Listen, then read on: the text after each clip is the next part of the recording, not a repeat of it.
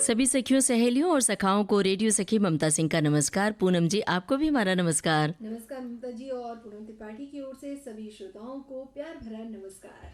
क्या हाल है? बढ़िया। क्या बात है, अगर कहीं लोग होटल में खाना खाने जाते हैं तो फिर क्या होता है, अच्छा लगता है, पार्टी होती है, झूमते झामते, लेकिन कई बार होटल में खाना खाने से तबीयत भी बिगड़ जाती है ना। बिल्कुल ममता जी, और क्या है ना कि जेब पर भी असर होता है, तो ये भी ध्यान रखना ज़रूरी है कि भाई आप अगर खासकर आजकल देखा गया है कि महिलाएं जो होती हैं या घर के जो भी लोग होते हैं, ये लगता है कि तो कोई गेस्ट आया है तो बाहर ही खाना खाया जाए, लेकिन तबीयत, जैसे आपने बोला, तबीयत तो बिगड़ती है और जेब पर भी भारी पड़ता है, तो क्या किया जाए। हाइजीन की भी तो समस्या होती है। जिस साफ सफाई से हम घर में खाना बना पाते हैं, क्या उस साफ सफाई के साथ बाहर खाना बनता होगा? कई बार ऐसे बड़े बड़े होटलों की, बड़े बड़े रेस्टोरेंट की खबरें आती हैं, अखबारों में छपती हैं कि वहाँ पर सफाई को लेकर कुछ सवाल उठाए गए। बहरहाल ये सब कुछ हम ही कह देंगे तो फिर हमारे श्रोता क्या कहेंगे, तो हम उन पर छोड़ देते हैं कि उनके क्या अनुभव है। ये है आज जो हमारा विषय है, होटल में खाने का फैशन, मुझे कुछ कहना है के तहत। तो हमारे श्रोता बताएं कि उनका क्या अनुभव है, होटल में खाना खाने जाना पसंद करते हैं पार्टियों में या फिर नहीं, और कब जाते हैं, किन मौक़ों पर जाते हैं, ये भी बताएं। बिल्कुल, और ये भी कि भाई आपको क्या होटल का खाना ज़्यादा पसंद है कि घर का, तो ये भी ध्यान रखें। और जैसे कि आज पर्यटन यानी घूमने का समय है, सो ये आज हम लेकर चलेंगे श्रोताओं को मेघालय की गारो पहाड़ी जो है, उन जगहों पर उनसे संबंधित जो है जानकारी दी जाएगी। बहुत सी बातें होंगी। हमारे श्रोता ने भी काफी कुछ लिख भेजा है। पर्यटन स्थल के अंतर्गत गारो पहाड़ी की जानकारी हम देंगे और मेघालय ले चलेंगे। बच्चों की जिद बहुत कभी कभी तकलीफ देती है, दुख देती है, और कई बार उनकी जिद बड़ी वाजिब होती है। तो बच्चों की ज़िद जब होती है, जब बच्चे ज़िद करते हैं, तो आप क्या करते हैं? किस तरह से उनकी ज़िद को आप अवॉइड करते हैं? कब मनाते हैं, कब उनकी ज़िद मान लेते हैं? ये सारी बातें हमें बताएं।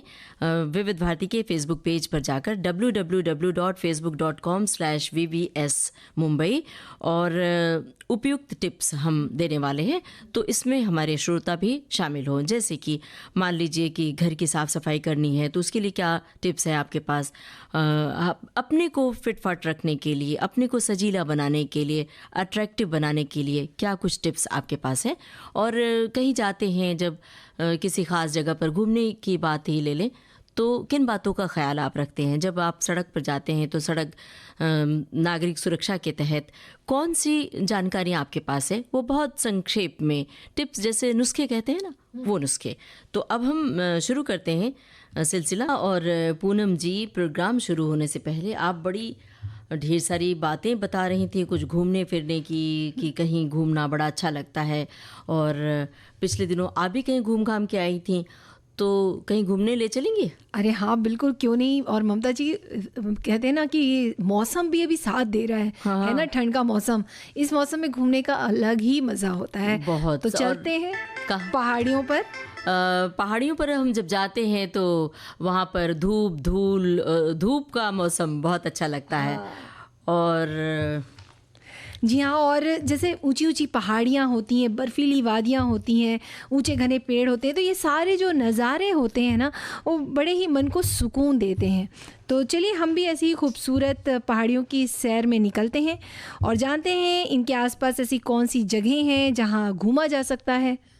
तो ये दिल नशी नज़ारे, जब हम पर्वत पर जाते हैं तो ऐसे खूबसूरत नज़ारे देखते हैं और बस आंखों में भर लेना चाहते हैं। अब तो आंखों में नहीं, दिल में तो भरते ही, आंखों में और दिल में, मोबाइल के स्क्रीन पर भी भर लाते हैं। बिल्कुल सही बात। और जैसा कि हम बात कर रहे हैं गारो हिल्स की, और ये मेघालय राज्य के बहुत ही शानदार और खूबसूरत जगहों में से एक है ममता जी। वैसे तो यहाँ मतलब किसी भी समय जाया जा सकता है, लेकिन यहाँ घूमने का सबसे अच्छा जो समय होता है ना, वो अक्टूबर से अप्रैल तक का महीना माना जाता है, क्योंकि वैसे मौसम तो ये बहुत अच्छा है। ठंड के मौसम में धूप निकलती है तो पहाड़ों पर जो गुनगुनी धूप सेकने को मिलती है वो भला उससे बड़ा सुख क्या हो सकता है।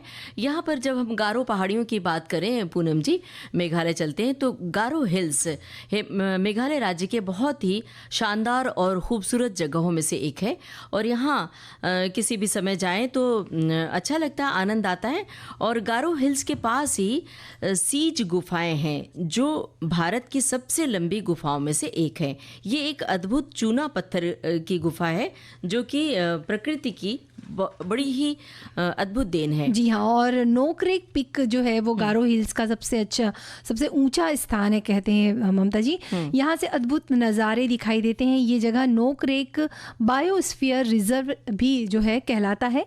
यहाँ अलग अलग तरह के जो वन्य जीव हैं जो उन्हें देखा जा सकता है, जैसे लाल पांडा जैसे दुर्लभ जानवर, कई प्रकार के पक्षी भी हैं जो देखने को मिलते हैं। और गारो हिल्स अपनी अद्भुत नज़ारे हैं। गारो हिल्स के पास ही पेलगा फॉल्स है, एक खूबसूरत झरना है जहां पिकनिक और ठंडे पानी का आनंद लिया जा सकता है। बस चट्टानों पर थोड़ी फिसलन होती है तो चट्टानों पर जाने के लिए सूझबूझ के साथ थोड़ा बचा कर चलना चाहिए, संभल कर चलना चाहिए। गारो हिल्स रोमांच के लिए बहुत प्रसिद्ध है और इसका उदाहरण है तुरा पीक। ये जगह प्रकृति प्रेमियों, पक्षी प्रेमियों के लिए स्वर्ग है। साथ ही जिन्हें फोटोग्राफी का शौक है उनके लिए तो ये जगह वरदान से कम नहीं, क्योंकि चारों ओर हरियाली है, घनी वनस्पतियां होती हैं। हॉर्नबिल और गिब्बार्ड जैसे अद्भुत वन्य जीव यहाँ देखे जा सकते हैं। बिल्कुल। और ममता जी, यहाँ की चढ़ाई थोड़ी कठिन ज़रूर है, लेकिन शीर्ष तक पहुँचने में लगभग 1 से 1.5 घंटे लगते हैं। और गारो पहाड़ियों की अगर हम बात करें तो अपनी कलात्मक विरासत के लिए भी प्रसिद्ध है। और अनिंदा रंगसा कला गांव जो है वो गारो हिल्स के पास ही है और यहाँ स्थानीय शिल्पों को देखा जा सकता है। साथ ही यहाँ की पारंपरिक कला रूपों से भी रूबरू हुआ जा सकता है जो गारो जनजाति की संस्कृति को दर्शाते हैं। और असनांग गांव से हिल्स में बसा एक खूबसूरत गांव है। यहाँ बंगला महोत्सव भी मनाया जाता है और खूबसूरत मौसम के दौरान यहाँ पर लोग बहुत मौज मस्ती भी करते हैं। जी हाँ, और इसे 100 ड्रम महोत्सव भी कहा जाता है, जिसे बंगला महोत्सव आपने कहा। और ये जो महोत्सव है ना, ये फसल के मौसम के दौरान मनाए जाने वाला त्यौहार है। पारंपरिक नृत्यों और विभिन्न ड्रमों के संगीत के साथ गारो परंपराओं को दर्शाता है ये। और चिटिम टिम डेयर या कहें कि चितिम टिम नोह, ये जो नाम है वो गारो हिल्स का लोकप्रिय स्थान है। इस जगह का नाम है ये कठिन नाम है ये। और यहाँ पर रॉक क्लाइंबिंग, रैपलिंग और हाइकिंग जैसी गतिविधियाँ जो हैं वो की जाती हैं। और अगर आप साहसिक और रोमांच से भरे काम में दिलचस्पी रखते हैं तो ये जगह उन लोगों को बहुत पसंद आएगी। और यहीं पर एक तालाब भी है जो जहाँ पर बड़ा ही पानी शांत रहता है, हरा भरा वातावरण मिलता है। पिकनिक के लिए ये जगह बड़ी ही उपयुक्त होती है, क्योंकि जब कहीं नदी या तालाब के किनारे जब हम बैठते हैं तो एक तो हवा बड़ी ठंडी ठंडी होती है।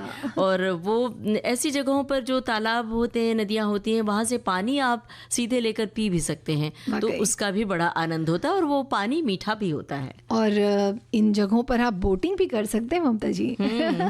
और अगर हम गारो जनजातियों के बारे में बात करें तो उनके कई महत्वपूर्ण त्यौहार जो हैं वो बड़े ही धूमधाम से मनाते हैं। बसंत ऋतु में बेखो फसल की भावना का सम्मान के लिए ये बेखो उत्सव मनाते हैं। और सांग बागची उत्सव समृद्धि के लिए, पूर्वजों से आशीर्वाद मांगने के लिए, प्रार्थना करने के लिए ये इस तरह का ये उत्सव मनाते हैं। साथ ही सब मिलकर पारंपरिक नृत्य करते हैं और साथ ही मिलकर भोजन का भी आयोजन किया जाता है। बिल्कुल। और नए खेती के मौसम की शुरुआत होती है, इसके लिए जनवरी की शुरुआत में ही गारो नव वर्ष का जश्न मनाते हैं, जिससे कि चाक सिकरारे महोत्सव कहा जाता है। इस महोत्सव में लोक नृत्य, संगीत और पारंपरिक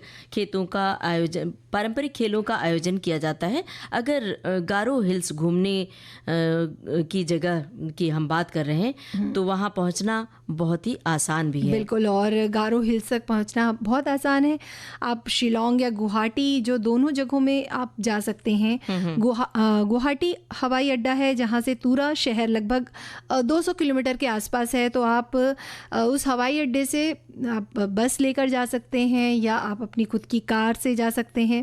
तो क्योंकि ये वहाँ का बहुत बड़ा शहर भी है। जी हाँ। गुवाहाटी शिलोंग के द्वारा आप अपनी निजी कार से भी जा सकते हैं, और जब जाते हैं तो अपने साथ कुछ सावधानियों की पोटली भी लिए जाएं, क्योंकि जब भी हम यात्रा पर जाते हैं तो साथ में जो आपको बेसिक दवाएं होती हैं वो साथ में ले जाएं, क्योंकि जब भी हम पहाड़ों पर जाते हैं तो सुरक्षा के लिए कुछ चीज़ें साथ में रखनी चाहिए। जैसे कहीं कटपट न जाए तो उसके लिए बैंडेड और जो बेसिक दवाएं डॉक्टर से पूछ के कि हम पहाड़ पर घूमने जा रहे हैं तो वो खुद आपके फैमिली डॉक्टर आपको सजेस्ट कर देते हैं कि क्या क्या चीज़ें आपको ले जानी हैं। और बहुत ज़्यादा सामान ढो के नहीं ले जाना चाहिए, कम सामान में कम कपड़ों में गुजारा करना चाहिए। बिल्कुल, लेकिन कपड़े जो हैं वो मौसम के हिसाब से और जिस जगह आप जा रहे हैं, जहाँ पर अगर बहुत ज़्यादा ठंड है तो उस हिसाब से भी कपड़े रखना ज़रूरी हो जाता है। साथ में कैमरा और मोबाइल में भी कैमरा होता है। साथ में कैमरा ले जाएंगे तो आप तस्वीरें खींच कर अपने साथ ले आएंगे और जब तब देखा करेंगे। ममता जी, जैसे बच्चों की बात हो रही है तो बच्चों की खिलखिलाहट, हंसी, ये तो हमेशा याद रह जाती है और बहुत ही कहना चाहिए मन को सुकून भी देती है।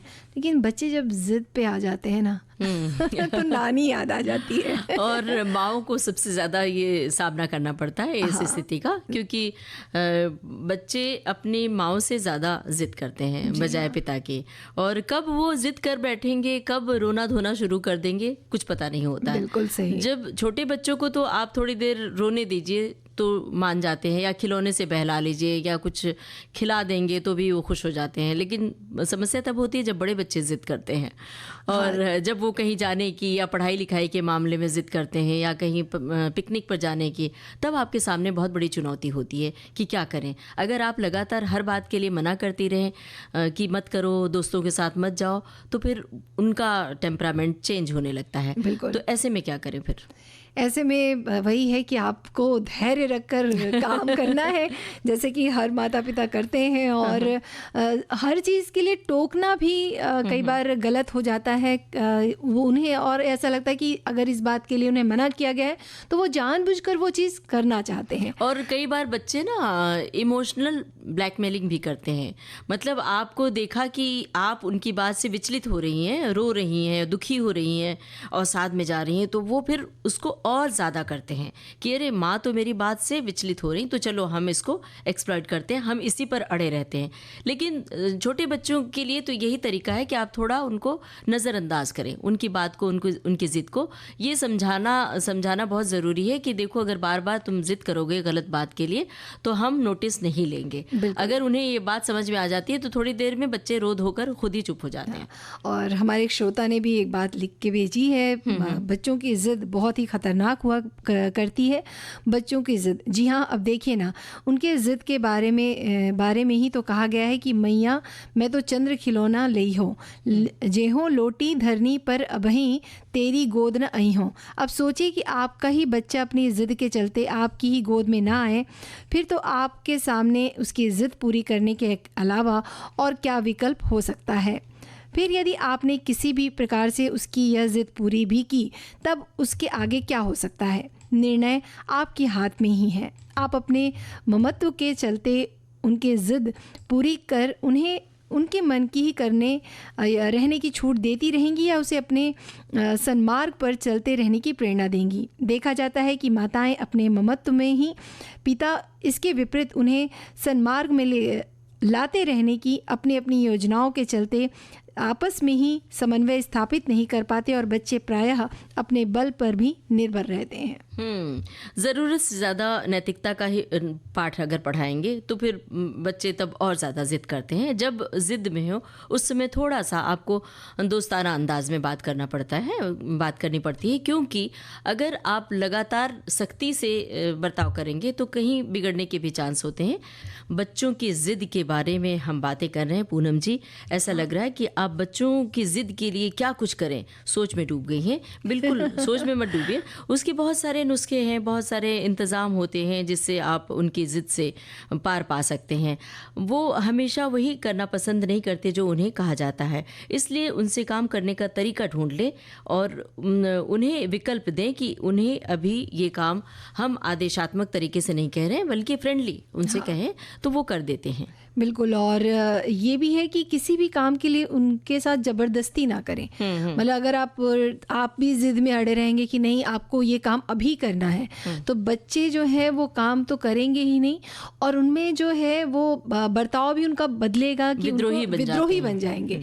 तो इसलिए कभी भी ऐसा लगे कि वो बहुत ज़िद पे है तो या तो उनको उनकी स्थिति में छोड़ दें या बाद में उनको समझाएं और उनके बुरे बर्ताव पर कोई प्रतिक्रिया न दें और उनकी बात को भी ध्यान से सुने बल्कि बहस ना करें उनसे।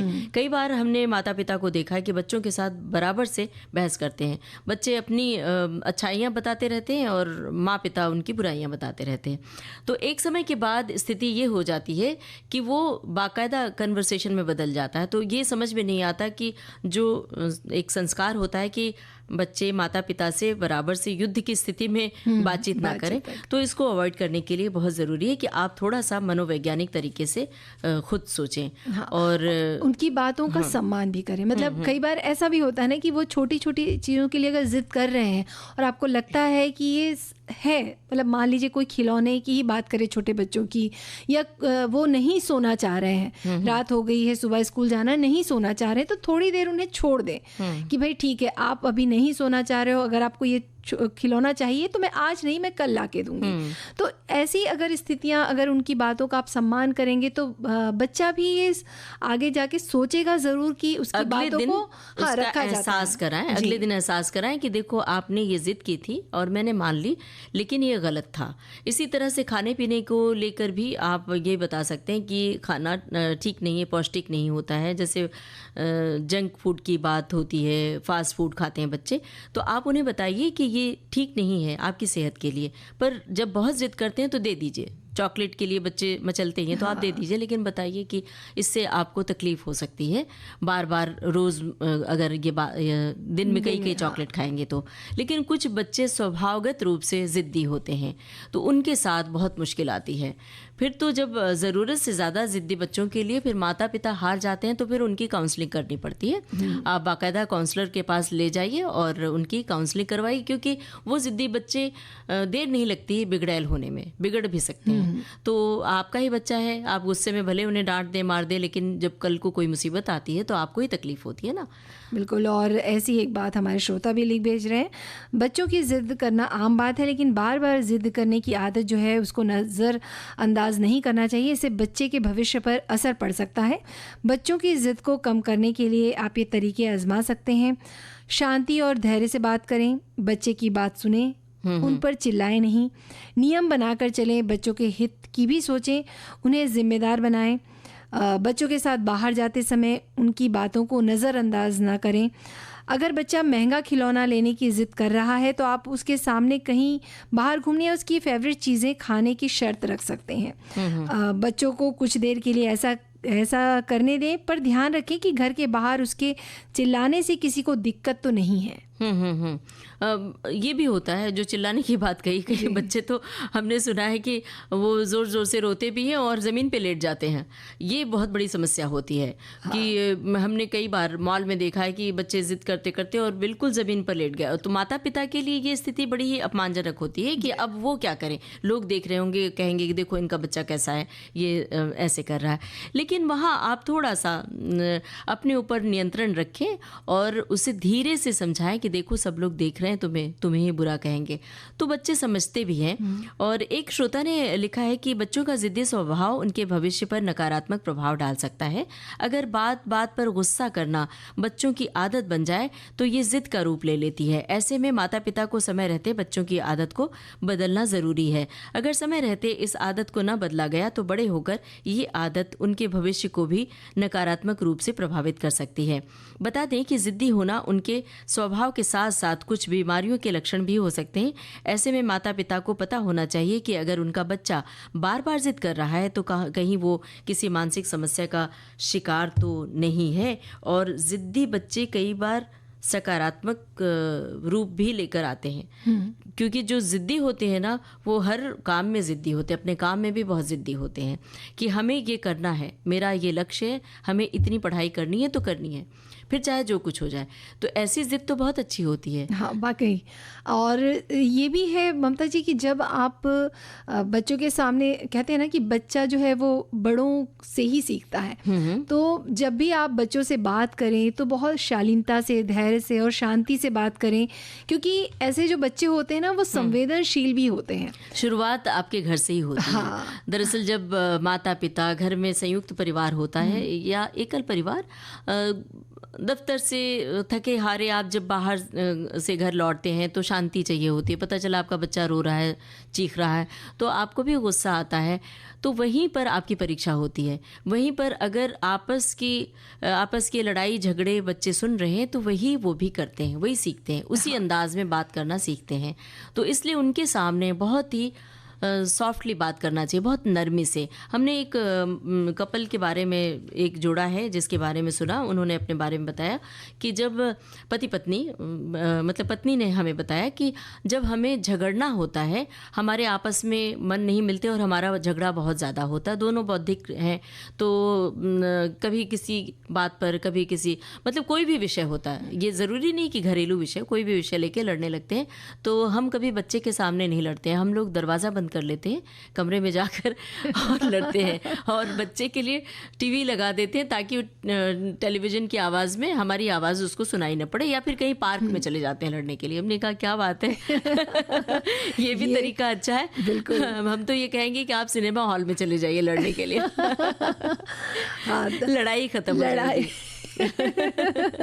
आप बिल्कुल सही कह रही ममता जी। और जैसे बच्चों से अगर कुछ काम करवाना है तो उन्हें बहुत मज़ेदार तरीके से करवाइए। मतलब ये मत बोलिए डायरेक्ट कि भाई ये काम करना है तुमको, उनको ये बोलिए कि आप ये काम करेंगे ना तो ये बहुत मज़ा आएगा, और उनके साथ खुद भी कीजिए। मान लीजिए आपको खिलौने उठवाने हैं या ड्रेस रखवाना है उनका, तो आप उनके सामने काम कीजिए और उनको ये बोलिए कि आप उनकी मदद करें। आपने कहा कि गाना सुनवाइए, इससे पहले कहें, मैंने गाना सुनवा दिया और बात मैंने जिद नहीं की, लेकिन आपने पहले ही सुना दिया, अच्छा लगा।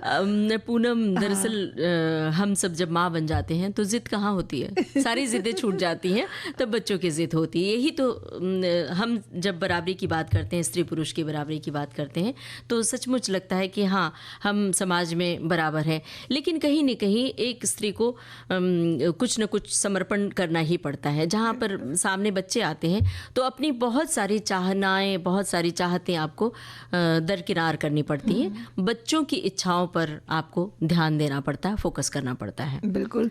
और जैसे कि हमारे श्रोताओं ने भी बहुत सारे मैसेजेस और टिप्पणियां लिख भेजी हैं। मुझे कुछ कहना है तो बहुत सारे श्रोताओं ने बहुत कुछ लिखा है कि जब होटल में जो खाने का जो चलन बढ़ गया है, या फैशन की बात बोलें, तो क्या सही है क्या गलत है।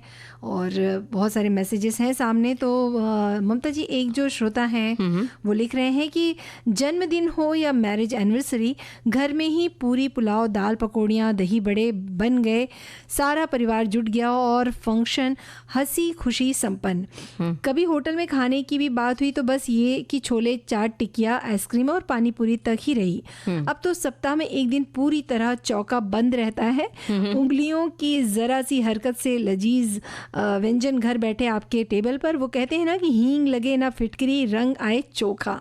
अरे भाई, हींग फिटकरी कैसे नहीं लगती है, बहुत सारे पैसे लगते हैं आपके। बिल्कुल लगते हैं। और ये आगे लिख रही हैं कि पर यहाँ हींग तो नहीं लगता, फिटकरी तो लगाना ही पड़ता है। बिल्कुल। मेहनत नहीं करना पड़ता पर मेहनताना तो देना ही पड़ता है। ये भी वही बात कर रही हैं। अब तो हमें भी कुछ कहना है कि हम भी इस पथ पर चल रहे हैं, सप्ताह में एक दिन तो भाई बाहर का कुछ खाना ही चाहिए, अपना पेट सलाद, सूप, छाछ और पर्स को देखते हुए। वाह भाई, अच्छा। क्या बात है। एक श्रोता ने लिखा है कि आधुनिक समय में होटल या रेस्टोरेंट में खाना स्टेटस सिंबल हो गया है। समाज में कदम से कदम मिलाकर तो चलना पड़ता ही है। खाना खाने बाहर जाने से बच्चों और गृहिणी को आउटिंग यानी कि तफरीह का मौका मिल जाता है। घर के उबाऊ माहौल से कुछ समय के लिए मुक्ति मिल जाती है। बाहर की दुनिया की स्टाइल और फैशन समझने का मौका मिल जाता है। साथ ही साथ अपना स्टाइल प्रदर्शित करने का भी अपना मज़ा है। होटल या रेस्टोरेंट में खाना खाने के दौरान सेल्फी लेकर फेसबुक पर भी तो डालनी होती है और बिल्कुल खाने की कि हमने ये खाया, हमने वो खाया, इसका भी एक अपना मज़ा है। लेकिन कई बार जब भी बाहर खाना खाने जाएं तो अपनी जेबें टटोल लेनी चाहिए और अपनी आर्थिक स्थिति का जायज़ा ले लेना चाहिए कि आप कितनी चादर फैला रहे हैं। कहीं ऐसा तो नहीं आपने ज़्यादा चादर से ज़्यादा पाँव पसार लिए। तो इसलिए बाहर खाना खाना एक आध बार ठीक है, लेकिन हर हफ्ते में जाना, हर 15 दिन पर जाना, हर मौके बेमौके पहुंच जाना, अरे आज खाना बनाने का मूड नहीं है, चलो हम बाहर खा लेते हैं, ये तो मुझे लगता है ठीक नहीं है। बिल्कुल। और इसी तरह हमारे एक श्रोता भी लिख रहे हैं, ममता जी, कि आजकल लोग घर का खाना त्याग कर बाहर के होटल या रेस्टोरेंट का खाना पसंद करने लगे हैं। मैं घर के बने हुए खाने को ही पसंद करती हूँ और मेरे परिवार के लोग फिर भी बाहर खाना पसंद है, परंतु धीरे धीरे उनकी इस आदत को कम करने का प्रयास कर रही हूँ। मैं तो संभवतः 3 महीने में एक बार बाहर होटल में परिवार के साथ जाती हूँ और फिर कुछ हल्का ही खाते हैं। कारण केवल एक ही है कि वहाँ उपलब्ध खाना गरिष्ठ होता है और साथ ही घर जैसे शुद्धता नहीं होती, घर जैसी शुद्धता नहीं हो सकती। कभी कभार जाया जा सकता है, हाँ, महीने में एक बार किटी पार्टी होने पर होटल ज़रूर जाना पड़ता है। तो ये जो किटी पार्टी का भी जो चलन है उसमें भी कई बार ऐसा होता है ना ममता जी कि बाहर ही होटल जाना पसंद करते हैं, लेकिन कई ऐसी महिलाएं भी हैं या कई ऐसी जगह हैं जहाँ पर आप किटी पार्टी घर पर भी मना सकते हैं। बिल्कुल। थोड़े से व्यंजन बनाकर, हाँ, सारी महिलाएं एक साथ इकट्ठी हों और एक दूसरे के घर जाएं। इससे क्या होता है, मेलजोल भी बढ़ता है और एक दूसरे के घर जाने का मौका भी मिलता है। एक श्रोता ने लिखा है कि चाहे जितना भी बड़ा और बढ़िया होटल हो, अगर उनके किचन में खाना बनाते देख लें तो कभी भी होटल में खाने नहीं जाएंगे। हम लोग घर में जिस तरह से भोजन या कोई भी डिश बनाते हैं, तेल, मसाले और सब्ज़ी आदि हमें पता होती है कि कितनी साफ सफाई है, सब मालूम होता है, पर बाहर के खाने का कुछ भी नहीं पता होता है। अगर ज़ीरे से छौंका चावल हो तो उसके रेट एकदम हाई हो जाते हैं। प्लेन रोटी, मेथी बथुआ या किसी और चीज़ की रोटी भी डबल रेट की हो जाती है। ऐसा हर डिश में होता है। इतने भोजन के रेट हाई होते हैं कि आधी भूख तो डिश के रेट देखकर ही ख़त्म हो जाती है। पर अब तो घर में इतनी मेहनत कौन करे।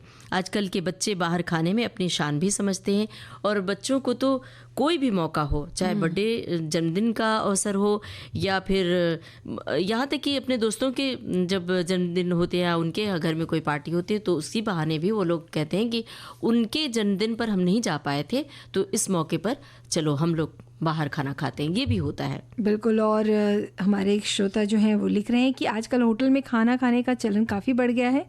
जब मन हुआ बाहर चले गए या घर में ही ऑर्डर कर लिया, पर इसमें शुद्धता की कोई गारंटी नहीं होती। बासी है या ताज़ा है, क्या है, कुछ पता नहीं चलता। बस टेस्ट अच्छा है तो सब अच्छा है। इससे हमारे शरीर को नुकसान भी पहुंचता है। पर कुछ ऐसे होते हैं जो ज़्यादातर होटल का खाना पसंद करते हैं। हमें तो घर का ही खाना पसंद आता है जो अपने हाथ का ताज़ा बना हुआ होता है। शौक़ से कभी बाहर जाकर खाना अच्छा लगता है, पर इसकी लत अच्छी नहीं होती। पूनम जी, आज हमने नुस्खे की भी बात की कि कुछ टिप्स भी बताएंगे। जैसे आज हम घूमने जाने की बात कर रहे थे, तो जब हम घूमने जाते हैं तो कुछ बातें तो बताई कि साथ में सामान कम लें और कुछ दवाइयाँ ले लें। लेकिन जब गर्मी के मौसम में जाते हैं तो सफ़र के दौरान पानी को नज़रअंदाज न करें। अगर आप अपनी कार से जा रहे हैं, अपनी गाड़ी से जा रहे हैं तो पानी आप ठंडा पानी भी रख सकते हैं और वो थोड़ी थोड़ी देर पर पानी पीते रहें और ब्रेक ज़रूर लें। कई बार क्या होता है, हम जल्दी गंतव्य स्थान तक पहुंचने के चक्कर में फास्ट ड्राइविंग करते हैं और ब्रेक नहीं लेते हैं, ये बहुत हानिकारक होता है। और ममता जी, हमारे श्रोता ने एक टिप्स भेजा है कि करी के पकौड़े बनाते समय उसमें थोड़ा सा सोडा भी मिला दें। इसमें क्या होगा कि आपकी कढ़ी के जो पकौड़े हैं ना वो फूले फूले और स्वाद बनेंगे। तो एक श्रोता ने ये टिप्स भेजा है। और जब आपकी थोड़ा थोड़ा गले में जब खराश होने लगे और अचानक लगे कि आपको ज़ुकाम हो रहा है, तो ये अदरक, तुलसी का पत्ता और उसे खूब अच्छे से कूट के पानी में गर्म करके खूब मतलब जैसे 1 गिलास पानी है तो इतना बॉईल करें कि आधा रह जाए, तो उसमें लौंग और छोटी इलायची भी डाल सकते हैं। उसको एक काढ़े के रूप में बना के उसे पिएं। लेकिन ये दवा नहीं है, ये तभी है आपके गले को राहत पहुंचाने के लिए कि आपका गला थोड़ा सा खराश हो रहा है हल्का फुल्का तब। लेकिन अगर पूरी तरह गला बैठ जाए या सर्दी जुकाम हो जाए तब आपको दवा लेनी पड़ती है। और जैसे कि आपने ये बताया वैसे ही साथ में अगर गला बैठ गया है तो गुनगुने पानी में नमक डाल के गार्गल भी जो है गरारा भी किया जा सकता है। हमारे साथ में मुलेठी भी चूस सकते हैं, उससे भी गला खुलता है। और ममता जी, हमारे एक जो श्रोता हैं वो थोड़ा सा खाने की ओर बढ़ते हुए इडली कैसे नरम बनाई जा सकती है उसके बारे में बोल रहे हैं कि इडली को ज़्यादा नरम बनाने के लिए थोड़ा सा पोहा लेकर उसे भिगोकर पीसकर इडली के पेस्ट में मिला देंगे तो एकदम रुई जैसी बनेगी। क्या बात है, ये तो आजमा के देखा जाएगा।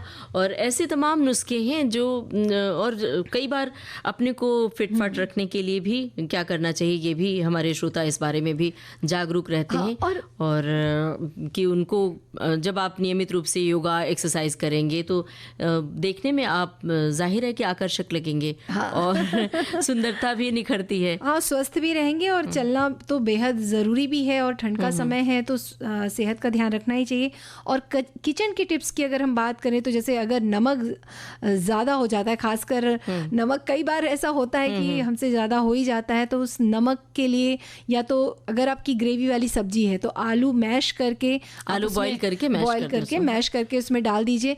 या कई बार ये भी कहा जाता है जो आटे की जो लोई होती है ना, जो कच्चे आटे की लोई जो होती है वो भी अगर आप डाल देंगे तो वो भी नमक सोख लेता है। इसी तरह से अगर तेल में पानी चला गया हो और छींटे आ रहे हों तब भी उसमें लोई जो है आटे की लोई आप डाल देंगे तो वो पानी पूरा सोख लेगा और वो चिटकने की जो आवाज़ आती है ना पानी डल जाने के बाद तेल में, वो आवाज़ नहीं आएगी, छींटा नहीं पड़ेगा, वो नॉर्मल हो जाएगा तेल। तो इस तरह के बहुत सारे टिप्स हैं। और रसोई में जब जाते हैं तो आपके साथ रेडियो तो बजता ही रहता है। और अब लेते हैं सखियों और सखाओं से इजाज़त। आप सभी को ममता सिंह और पूनम त्रिपाठी का नमस्कार।